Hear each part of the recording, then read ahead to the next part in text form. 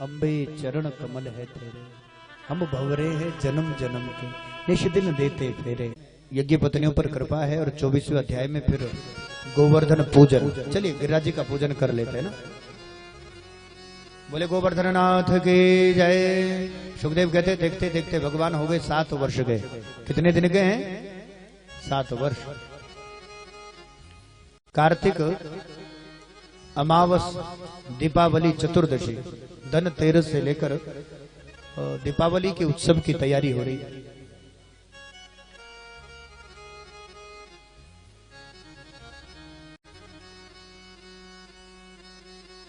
मैया 56 भोग बना रही है।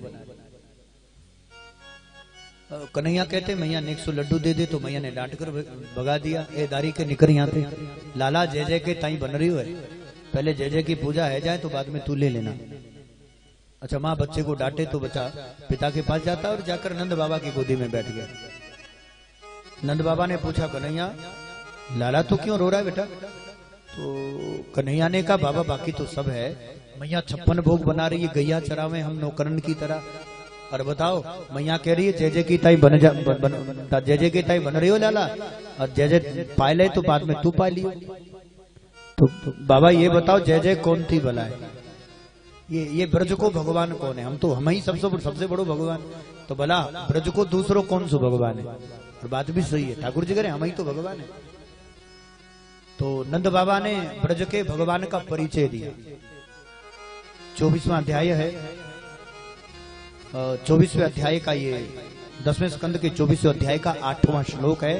नंद उवाच, नंद बाबा कह रहे हैं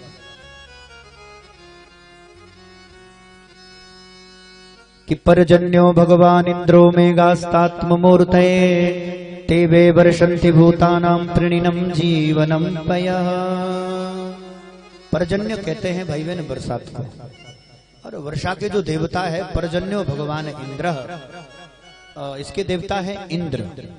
कि परजन्यो भगवान इंद्र मेघास्त आत्ममूर्तये, मेघ जिनके आत्मा है, और वो मेघ फिर गरजते हैं, मेघ फिर बरसते हैं। तो तेवे वर्षन्ति भूतानां त्रिणिनं जीवनं पयः, इंद्र की आज्ञा से ही मेघ गरजते और बरसते हैं, जिसके कारण फिर जब खूब बारिश होती है तो पीने के लिए जल होता है, गैयों को खाने के लिए हरो चारा की उपलब्धि हो जाए। तो लाला हमारो भगवान तो इंद्र है। तो श्री भगवान उवाच, तो यहाँ पर भगवान ने 13वें श्लोक से बहुत सुंदर उपदेश यहाँ पर दिया है। तो श्री भगवान समझा रहे कि कर्मणा जायते जंतु कर्मणे विविलयते, सुखम दुखम वयक्षेम कर्मणे विपद्यते। अब इस बात को थोड़ा सा ध्यान से समझना। भगवान समझा रहे हैं, कन्हैया कहते हैं बाबा ध्यान से सुनियो। कर्मणा जायते जंतु, हमारा जन्म हमें कहाँ मिला है? यदि भाई बहन किसी गरीब परिवार में हमारा जन्म हुआ है, अर्थात पूर्व जन्म का हमारा अपने कर्म के कारण ही, क्योंकि भगवान कह रहे हैं कर्मणा जायते जंतु। ये बात बहुत अच्छे से समझ लीजिए, जीव का जन्म भी कर्म से होता है। कर्मणा जायते जंतु कर्मणि भी विलयते, और जीव का विलय माने मृत्यु भी उसके कर्म ही निर्धारित करती है। कर्मणा जायते जंतु कर्मणि भी विलयते, सुखम दुखम भयक्षेम कर्मणि भी पद्यते। इस बात को और थोड़े अच्छे से समझिएगा। जीव का जन्म भी कर्म से होता है, मृत्यु भी कर्म निर्धारित करती है, और हमें जो कुछ प्राप्त हो रहा है सुख दुख भय शोक पद प्रतिष्ठा मान सम्मान अपमान, ये हमारे कर्म ही है। पूर्व जन्म के किए गए शुभ अशुभ कृत्यों के द्वारा शुभ अशुभ कर्मों का फल ही हमें सुख दुख देता है। जैसे कभी कभी आप घर में विचार करें, कभी कभी सासू को लगता है कि बहू बड़ी खराब है, तो कभी कभी बहू को लगता है सासू बड़ी खराब है, लगता है ना। तो अब ना तो सासू खराब है ना बहू खराब है, कर्म खराब है। उस कर्म का फल ही बहू बनकर भोग रहे हो, सासू बनकर भोग रहे हो। तो भैया ना कोई किसी को सुख देता है ना कोई किसी को दुख देता है। हमें सुख भी अपने कर्म से मिलता है, हमें दुख भी हमारे कर्मों का फल देता है। जन्म और मृत्यु भी हमारा कर्म ही निर्धारित करता है। इसलिए तुलसी बाबा कहते हैं कर्म प्रधान विश्व करी राखा, और जो जस करही, जो जैसा करेगा वैसा ही फल प्राप्त करेगा। तो मूल सिद्धांत है केवल और केवल कर्म। पूर्व जन्म में यदि खूब दान पुण्य किए हो, पूर्व जन्म में यदि सत्कर्म किए हो, तीर्थ यात्रा की हो, तो भैया वही किया गया दान पुण्य तुम्हें अभी जो घर में, अच्छा देखिए, एक समय में, एक दिन में, एक मुहूर्त में 2 बच्चों का जन्म हुआ। अब विचार करो, एक का जन्म तो अंबानी के घर में हो गया और एक का जन्म बेचारा उसी मुहूर्त में झोपड़ी में हो गया। तो ग्रह भी एक है, मुहूर्त भी एक है, दशा अंतरदशा भी एक ही है। एक ही समय में, एक ही समय में, एक ही टाइम पर, एक ही लगन में 2 बालक का जन्म हुआ। लेकिन अब ग्रहों की दृष्टि से देखे तो या तो दोनों गरीब होने चाहिए, नहीं तो दोनों अमीर होने चाहिए।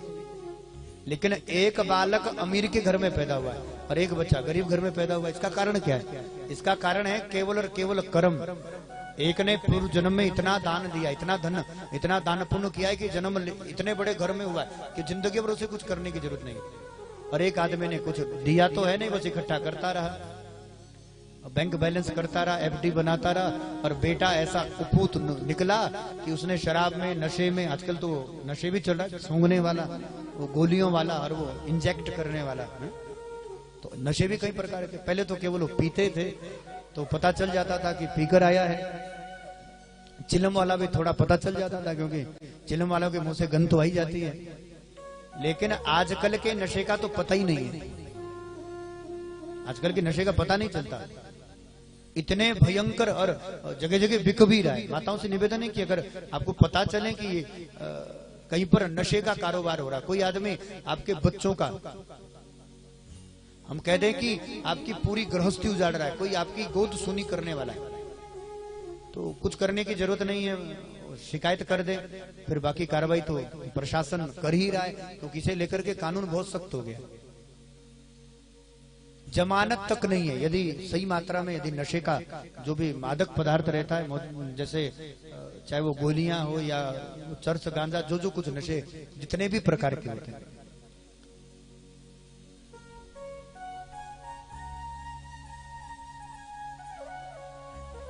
आपका अभी किया गया सत्कर्म, दान, पुण्य आपके पूर्व जन्म को निर्धारित कर रहा है। या तो भैया खूब लुटाना शुरू कर दो या खूब इकट्ठा करना शुरू कर दो, 2 में से एक ही बात होगी। या तो जीवन में खूब दान पुण्य करो, सत्कर्म करो, या फिर जिंदगी भर इकट्ठा करते रहो, फिर यहीं मकान बनाओ, यहीं दुकान बनाओ और यहीं पर मरो खपो। यहीं पर गिरी नदी में आइले जो रे आइल्डम है, बोलो पाइले जो रे पाइल्डम है।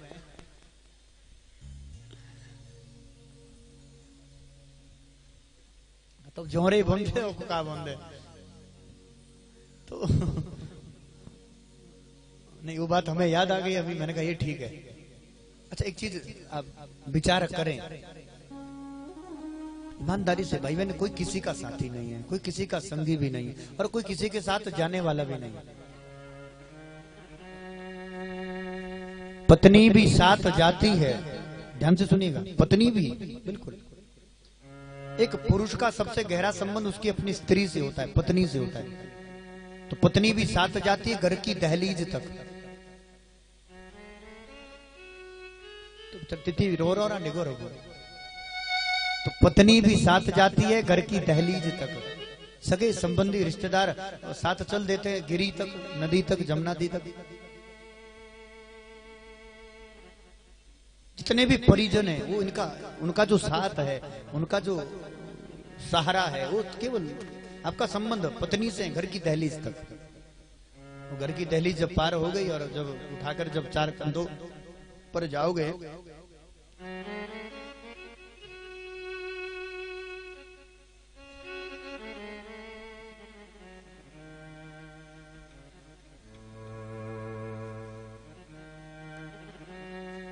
बेटा भी अपना हक निभाएगा, और फिर अग्निदान तक, और फिर बाद में कपाल क्रिया करेगा ना, खोपड़ी भी फोड़ेगा। खोपड़ी वही फोड़ेगा जो जिसको गोदी में लेकर और खूब करोड़ों कमाकर छोड़कर जा रहे हो बैंक बैलेंस, और बांस का डंडा और लेते हो, और फिर वो खोपड़ी भी वही फोड़ता है बाद में। वो कपाल क्रिया। नहीं, अब क्रिया में तो उसको कपाल क्रिया कहते हैं, लेकिन सीधी भाषा में कहें तो खोपड़ी फोड़ना। कपाल क्रिया माने खोपड़ी फोड़ना, बात एक ही है।